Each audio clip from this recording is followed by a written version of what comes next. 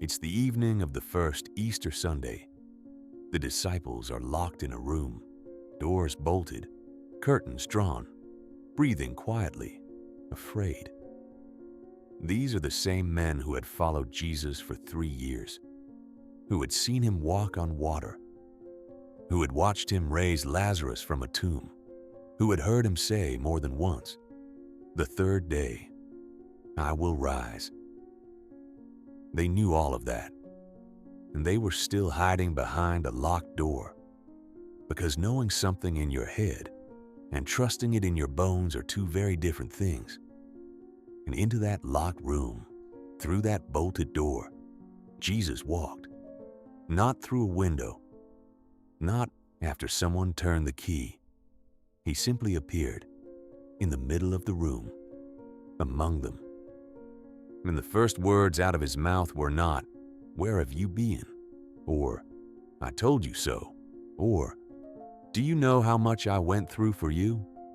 His first words were, "Peace be with you." That's the risen Christ.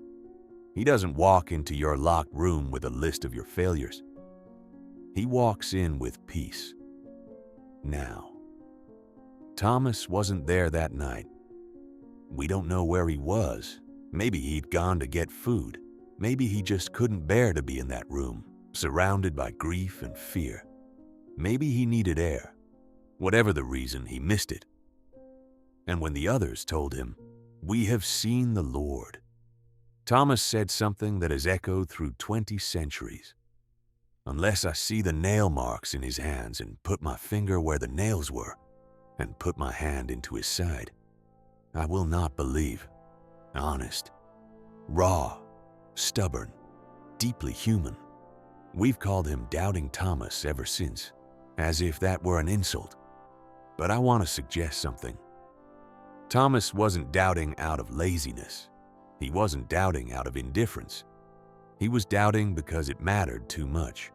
When something costs everything, when you've left your job, your family, your entire life for a man who just died on a cross, you don't just believe again on someone else's word. Your heart doesn't have the room. Thomas's doubt was the other side of his love. The deeper the love, the more devastating the loss. The more devastating the loss, the harder it is to believe the loss isn't final. That's not weakness. That's grief. 8 days later, same room, same bolted doors, and this time, Thomas was there. And Jesus appeared again. Same entrance, same greeting. "Peace be with you." And then he turned to Thomas, not with judgment, not with a lecture. He turned to Thomas and said, "Put your finger here. See my hands. Reach out your hand and put it into my side. Stop doubting and believe." He knew exactly what Thomas had said. He met the doubt exactly where it was. He offered the proof Thomas asked for. And Thomas, we never actually read that Thomas touched the wounds. The text doesn't say he did.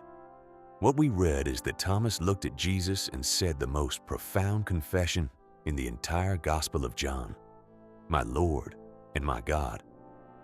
Not just Lord, not just teacher, not just rabbi. My Lord, my God. The man who doubted the most arrived at the deepest faith. And then Jesus said something that is meant for us, for everyone who wasn't in that room, for everyone who would come after.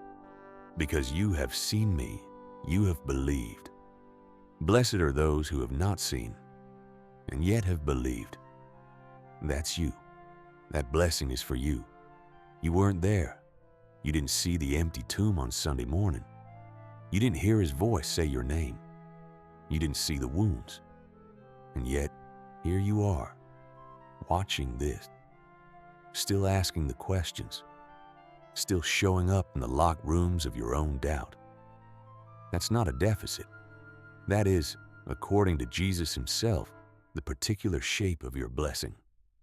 There's something I find deeply consoling about this passage. Jesus didn't appear to the disciples and then immediately send them out to change the world. He appeared to them in their locked room. He met them in their fear first. He met Thomas in his specific, articulated named doubt. Not a vague doubt, not a polite skepticism. Unless I see, unless I touch, unless I put my hand into the wound. And Jesus said, "Here are my hands. Here is my side." I'm not asking you to believe around the wound. I'm asking you to believe through it. The resurrection doesn't erase the crucifixion. The wounds are still there on the risen body. Easter doesn't pretend Good Friday didn't happen. It transforms what Good Friday means. If you're in a locked room right now, if fear has bolted the doors and grief has drawn the curtains, He walks through locked doors. He always has. And if you're in the place Thomas was, if you need to see before you can believe, if the loss has been too great to trust on someone else's word, He meets you there too. He always has. The blessing Jesus speaks over us today is not for people who have it all figured out. It's for people who are still leaning toward the light even when they can't quite see it yet. That's faith, not certainty. Leaning. Thank you so much for being here today. Peace be with you. See you next Sunday